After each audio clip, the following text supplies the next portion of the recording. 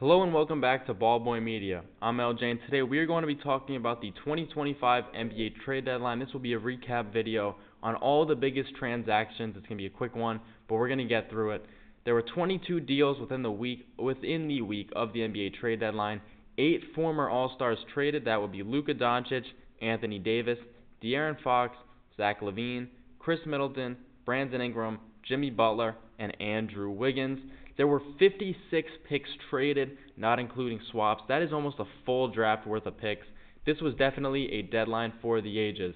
If you're new here, please leave a like and subscribe. I would really appreciate it. And I'm going to continue making content in the future. So if you're already with me, stay tuned. And if you're not with me yet, please subscribe and comment down below what was your favorite trade from this year's deadline. Of course, the biggest move was the Lakers acquiring Luka Doncic in a deal centered around Anthony Davis. Just an incredible scene, and, they also got Mark Williams from the Hornets. The Lakers are loading up for the future, and although LeBron is still on the team, this is Luka Doncic's team now in his franchise. They got Luka Doncic and Mark Williams, and then 2 role players in Maxi Kleber, who is out indefinitely, and Markieff Morris. I don't expect them to play much. For Anthony Davis, who, we know Anthony Davis, no explanation needed. He is a very talented player on both ends of the floor. Since coming in the league as the first overall pick, he's really been a perennial Defensive Player of the Year candidate and a multi-time All-NBA player, and also helped the Los Angeles Lakers win the 2020 NBA championship. They also gave up Dalton Knecht to the Hornets. He's a promising rookie, and I think the Hornets really coveted him as a player. They also got Cam Reddish and Max Christie out. Reddish went to the Hornets, and Max Christie, interestingly enough, went to the Mavericks. I think that he will be an interesting piece for them. They also picked up first-round picks in 2029 and 2031, as well as a pick swap in 2030. I think that the Lakers are really giving up a lot of future assets, but man, I think it's worth it, and I think that we'll see a very interesting brand of Lakers basketball in the near future. The Warriors got Steph a second star with Jimmy Butler. They acquired Butler for 2 second-round picks in exchange for Andrew Wiggins, Dennis Schroeder, Lindy Waters III, Kyle Anderson, and a first-round pick in 2025, which is protected 1 through 10. If it does not convey, it is 1 through 10 in 2026. And if it does not convey, again, it will be unprotected in 2027. I think this is really good for the Warriors because I think that it's really opening up minutes for their younger players like Moses Moody and Jonathan Kuminga. Moody got an extension last summer, and Kuminga is up for one this summer. So I think that, this is really an interesting spot for the Warriors, and I think they are going to make that playoff push with Jimmy, and I would not want to see this team in the playoffs. They also gave Butler a 2-year, $120 million extension in the aftermath of this deal. Now, De'Aaron Fox and Zach LaVine were traded for each other in a 3-team trade. The Spurs got De'Aaron Fox and Jordan McLaughlin. The Kings got Zach LaVine, Sidy Cissoko, basically 3 first-round picks, but one of them was protected and will convey as 2 second-round picks, so I've noted that here. They're getting the 2027 first-round pick of San Antonio and Minnesota's pick in 2031, which, should Anthony Edwards not be on Minnesota at that time, that pick should be very valuable, as well as 4 second-round picks, whereas the Bulls get Zach Collins, Trey Jones, Kevin Huerter, and San Antonio's first-round pick. To note, the Spurs do have Atlanta's first-round pick this season, so they will still be picking in the first round should they retain that pick. Very interesting deal. I think the Spurs definitely won this one getting Fox. I think that's good value for him. But I think the Kings did still get good value for, a player that had said that he would be leaving after next season. Zach LaVine has been playing at an all-star level this season, and they're going to keep the gravy train rolling and maybe make a playoff push themselves. They also traded Sidy Cissoko and 2 of the second-round picks for Jonas Valanciunas. This is a very interesting team all of a sudden, and with Malik Monk running the point, I'm very interested to see what they amount to this season. The Bulls, to many Bulls fans, had a disappointing deadline. They only got, a pick that's going to be in the late teens to mid to low 20s. I just really think that, you didn't trade Nikola Vucevic, you didn't trade Kobe White. After saying that everyone was on the table, I think that Bulls fans have the right to be a little disappointed, but who knows, maybe they'll get a gem with that pick.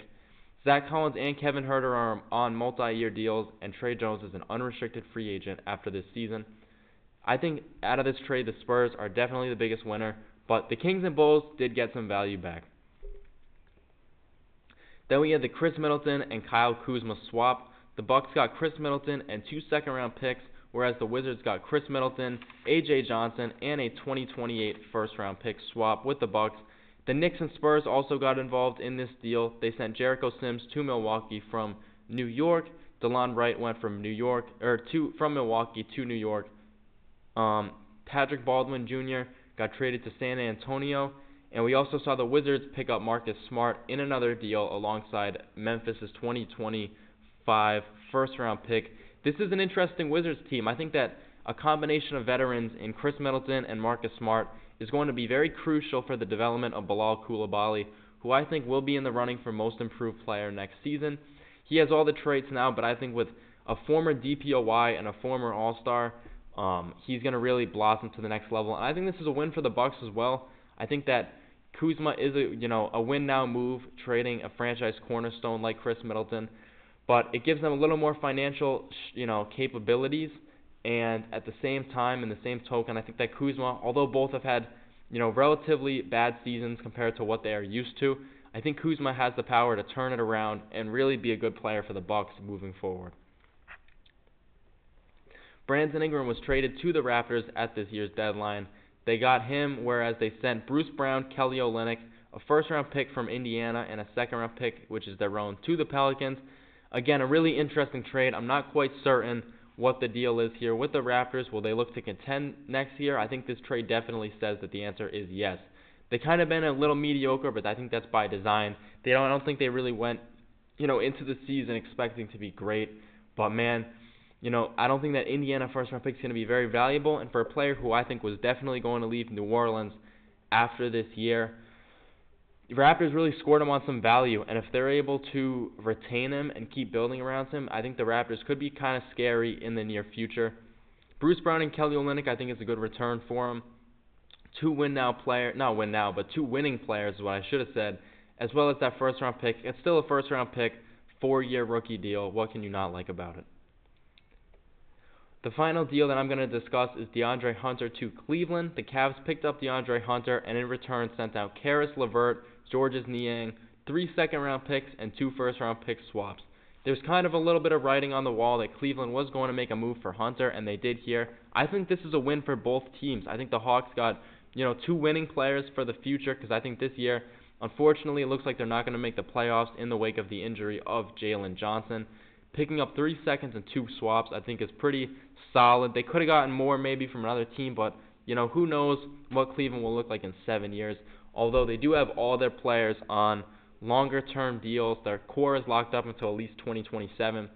Regardless, the Cavs are getting a good one in Hunter. He's averaging a career-high 19 points per contest, and I think that there's something to like in here from both teams. I think the Cavs are now scary, especially considering the fact that they are already the first team in the Eastern Conference. Thank you for watching. This has been a phenomenal experience for me, really getting my feet wet in the YouTube game, and experiencing this year's trade deadline was unlike anything else, especially with the blockbuster Luka deal. There was, as I said, 8 All-Stars traded. This was a great experience. I've appreciated all of you who have joined me on this journey, and I will appreciate all of you who join me in the future. Thank you for tuning in. I'm going to be taking a little break, maybe 2-3 days off, because it has been a pretty strenuous experience, but I will be back soon with more videos. Thank you, and I will see you very soon.